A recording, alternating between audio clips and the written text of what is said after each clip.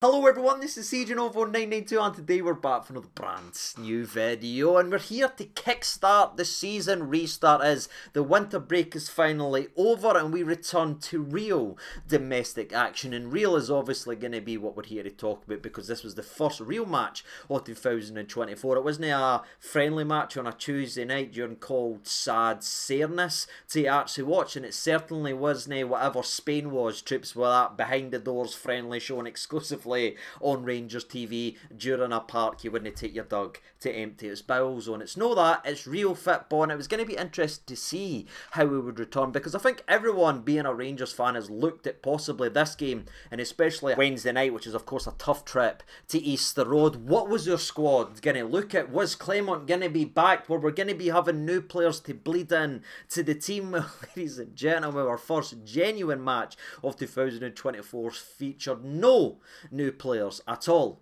in the starting 11 and only one new player that we signed technically in 2023 on loan, by the way, a part of the 18. It's pure Rangers. But as we go on this journey and recap the game and where Rangers are right now, just a wee bit an indication in case you're worried looking at the napper why I am looking so rough. I am ill once again, and I know what you're thinking. Water is wet, CJ, like the Kamal roof. A man flu. I get all that, but the beagle is like this because I'm having to wear a nose strip. Remember that time I broke my nose?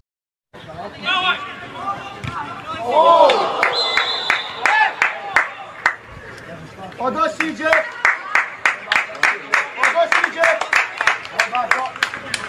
Do we have to show it again? No? Well, it was for charity. So laugh away all you want. But either way, troops, remember when I broke my nose in the charity match? I can't breathe out of one side of the nose, and because I got man flu, I can't breathe right now. So I've stuck on air the napper. I knew it's lighting up like Rudolph, and he's a month late. But anyway, carrying on with the actual video, put my own personal problems to one side. We're here to talk about Rangers 4, Dumbarton 1, or Dumbarton 1, Rangers 4 as it's done, as Dumbarton was obviously at home, needing that much needed incoming. Honestly, before I really get into the game of football, what it was and some of the individual player performances, we shout out to Dumbarton as well. I thought they came to the game and they offered quite a lot. Obviously the surface was absolutely disgusting, but I'm sure the groundsman worked his arse to the bone to make sure that game was actually on. Obviously there was a late inspection today, so the guy's done well, but the pitch was cutting up, and maybe, just maybe, troops, we think back to that first behind the doors friendly shown exclusively on Rangers TV match in Spain. Remember we were all saying, what are we playing on?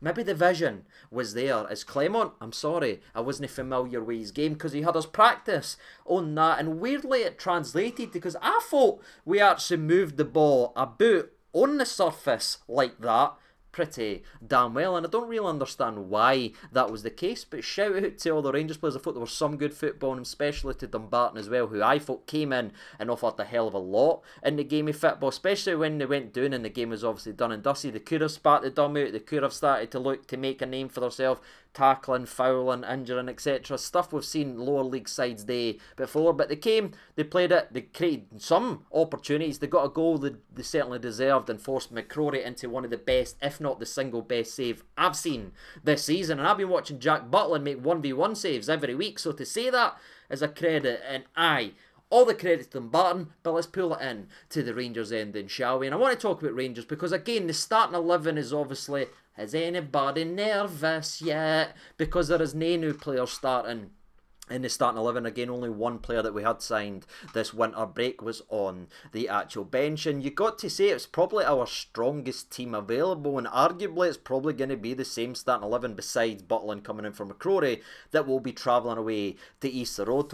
So to take that squad to Dumbarton, early cup round, gone into there on that surface, it could have been really damn scary. But again, our muscles certainly showed it as we did boss 99.9% of the game. But I'm telling you right now, the first 18 minutes of this game, I really hope nobody for Hearts was watching, troops, because if there is even one person in the Hearts vicinity that's watched 18 minutes of the Dessers experience, Shankland's price has just went up. And it's really hard to do this because again, I back Dessers so much and I want Dessers to do so well, but the first 18 minutes of this game, he had not one, not 2, not 3, but 4 genuine sitters to put the ball into the back of net. If he takes all them, we're probably having a different story. It could have been a generational performance for the big laddie, but you're watching it after 18 minutes, and all I could sit and think, truly for me, today is, we need a goal scorer, and you just look to the opening 20 minutes of that game, you'll see what I'm talking about. And I know some people want me to say, CJ, we won this game 4-1, what are we talking about misses and all that, for there's a lot of goals, and I agree with that. We're going to get to the goals, but every game's got a story, and this story was a familiar one to me, because it showed we have not got that out-and-out killer in front of goal, or this could have been done again in the opening 20 minutes, as Ridvan put Dessers through on goal, hit it straight at the goalie dreadfully. It then had 2 other opportunities inside the box. Both of them he ballooned the bar, and then one he did run through that he was rightly ruled offside for, but he never knew that as he spooned it right the actual fence. And you're sitting rubbing your head, you're rubbing your eyes, and what I want to talk about this for is what happened after the utter domination for Rangers in the opening 20 minutes. What happened down the other end? Dumbarton gets the ball bravely, play it down. They do actually very well to skip away from Lundstrom down at the left back position, whips in a great ball, and from close range it forces Robbie McCrory into a ridiculous reaction save to get the palm actually up. And that's why it's important to say, because you might not be that lucky that time to have a goalie like McCrory making that big save from close range. We could have went behind, and again, it's maybe not going to say too much against the likes of Dumbarton, no disrespect, but at Easter Road, can we afford to miss 5 chances like we did in the opening 20 minutes of this game? And it's not just Dessers, Rabbi Matondo had an absolute howler as well when he got played around.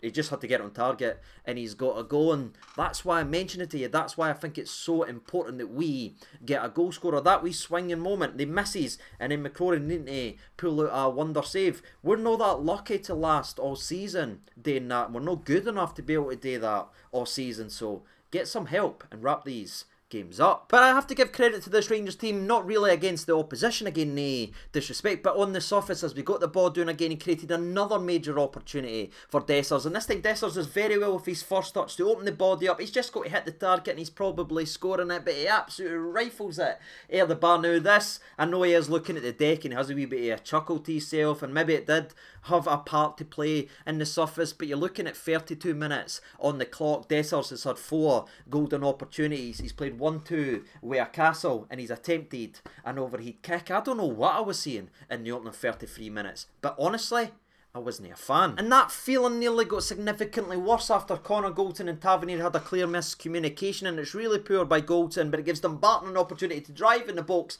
They've whipped it into the mixer. It looks like it's going to get bundled into the back of the net, but shout out Ridvan, the guy that's getting linked with every single team in Turkey, Spain, Germany, wherever you look, his name's linked, but he stops this for being 1-0 here as he throws a wee Velociraptor leg out and stops the guy for scoring a goal. And from that exact tackle, we counter-attack, win a set piece, and ladies and gentlemen, I'm standing up for it.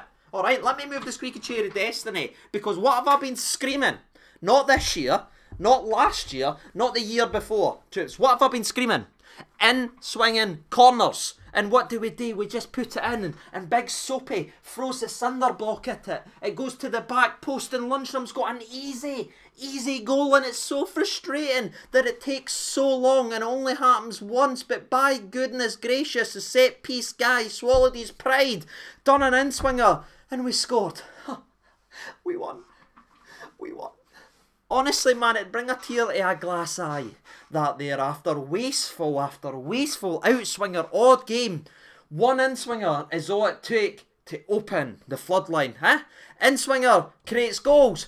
Who would have thought it? And look, the first goal is always important in every game, but in these types of games, it's obviously going to wrap up early. Cup ties, and there was a feel of, well, that's it all done and dusted. And it certainly was just a couple minutes later as the ball goes down the right-hand side. Tavernier, wonderful ball into the mixer, and Tavernier gets the goal that his assist should have had earlier with Rabbi Matondo blairing it the bar. But this time it's a great finish by Big Dessers. Clinical. And that truthfully was the tail of the first half. It was 2-0 up versus Rangers. The game is certainly done there, but again, it was good to see an in-swinger for once. You know what I mean? We've done 6 outswingers, no goal. We've done 2 in-swingers, and we got 1. Do the maths, troops. In-swingers are the way forward. It just creates havoc, and it was great to see us starting to do that. If we could start doing it on the other side, we may become a team that we were when we won the league, and that's a team that is a threat from set pieces, but I'm not going to go on it because everyone knows how I feel about in-swingers. But to whoever made the decision, well done to swallow your pride and get back to what creates havoc. And again, some people might point out the fact we're still doing out-swingers to absolutely no one from Tavernier on the other side, and I know that it was painful, but obviously we didn't trust Ridvan to cross the ball. As you saw when Barisic came on, he started taking in-swingers for the other side. So the change has been made. We just need the players, maybe a more naturally left-footed crosser in the team, and I'm sure he'd be whipping it in right there. It's almost like there's a window open where you can go and get the manager what he wants and what he needs, Rangers, eh? Just wild. But wild takes us into the second half. The weather was getting worse. The football significantly was getting worse. And the opening 15-20 minutes of the second half would have really put you to sleep, as it was really hard to watch. Not only in terms of the footballing quality and the way we sort of came out the second half, just gone through the motions, but it was actually tough to just watch as the Rangers continued to smash down the old camera lens. And I finally realised now what every single glass wearer goes through every time there's a bit of rain. I never knew you had it that bad. Shout out to everyone wearing a pair of specs right now. I don't know how he's there. But the changes started to make. We brought in the likes of Jack, we brought in the likes of Lawrence. My arse started to get a bit clenchy as I was a bit nervous of them on the park, but thankfully we managed to get through the game. We ended up grabbing another couple goals as well. The first one being a bit of a soft penalty on Rabbi Matondo. It's a shove through behind, but it's one of the ones that I'd be annoyed to get given against me, but I'm happy when it goes in to the back of it. There is contact there, so it's just the way football is these days and everything like that. It's a push on Rabbi Matondo. It was a wee bit sad that maybe Silva, who had some great touches and great little moments on the ball, showing a wee example of what he's got, wasn't given an opportunity to take the penalty kick, but Tavernier takes the penalty kicks and it finishes the game with another goal and an assist for the skipper, and you just can't complain at that man's freaking input, because it's absolutely terrifying to look at, especially with that old saying, he's only a right back. Aye, I know. It's ridiculous. Another goal and an assist. But the game wasn't done there. Nah. As there was another goal in the game. And what annoys me here is Barisic came on the park. And again, he took some in-swinging corners. We nearly scored another one, by the way, as Big Soapy got his head on one of them. But Barisic just does a needless, reckless, daft foul because somebody shoved him a minute before. That's the lack of composure. That's the lack of concentration. That's the lack of professionalism in terms of on the park, concentrating on what you're asked today. Composure on that aspect that's drove us crazy for the last couple of years. As there's no need to do this foul. But he's getting back at the boy because he fouled him a minute before. Stupid foul to give away. And guess what, ladies and gentlemen? A horrifically defended set piece as we fail yet again to win the front post header. Now, to be fair for a Dumbarton end, they deserved that goal. Absolutely taking nothing away, and it was actually a really good goal. But I'm looking for the Rangers end. Where's my guy gone at the front post there just getting that away? Does anybody want to stick their head on any in a Rangers shirt? It drives me absolutely up the wall. But again, Barisic comes on and we concede. Surprise. But thankfully, we did respond. Lawrence gets one cleared off the line with a great effort. It was well defended for Dumbarton.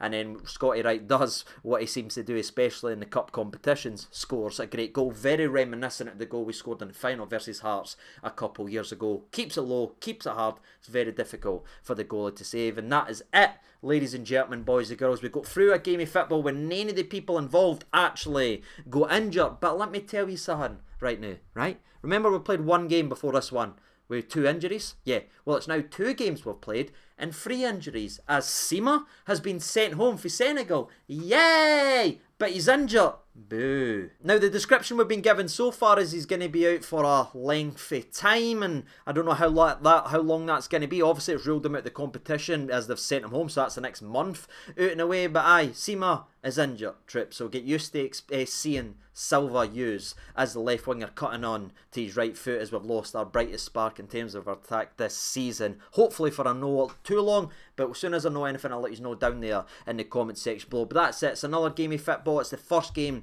in 2024 early cup round for the opposition.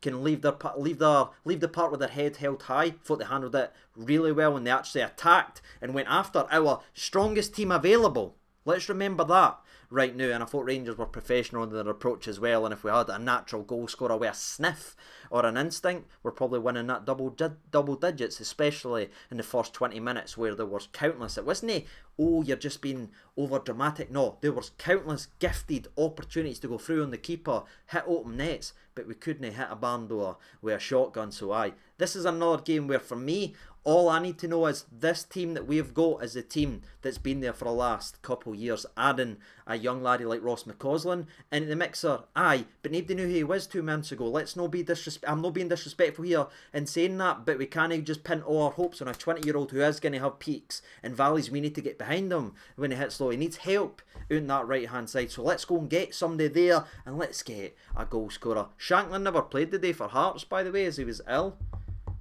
which means he's also not cup-tied. If he does go ahead and makes the moves, it's interesting. I'll leave it at that, ladies and gentlemen. But aye, that's all I've got to say is we welcome a player back in Alex Lowry, who we will speak about in the next couple of days. We welcome back Seema. Bassett's Rangers, he's injured, and that's all I've got to say. What about you? Let me know your thoughts and opinions down there in the comment section below. The story of the game is the story of our season. Go and get us a goal scorer. What about you? As always, I've been CJ92. Thank you so much for watching. All the best, and bye-bye.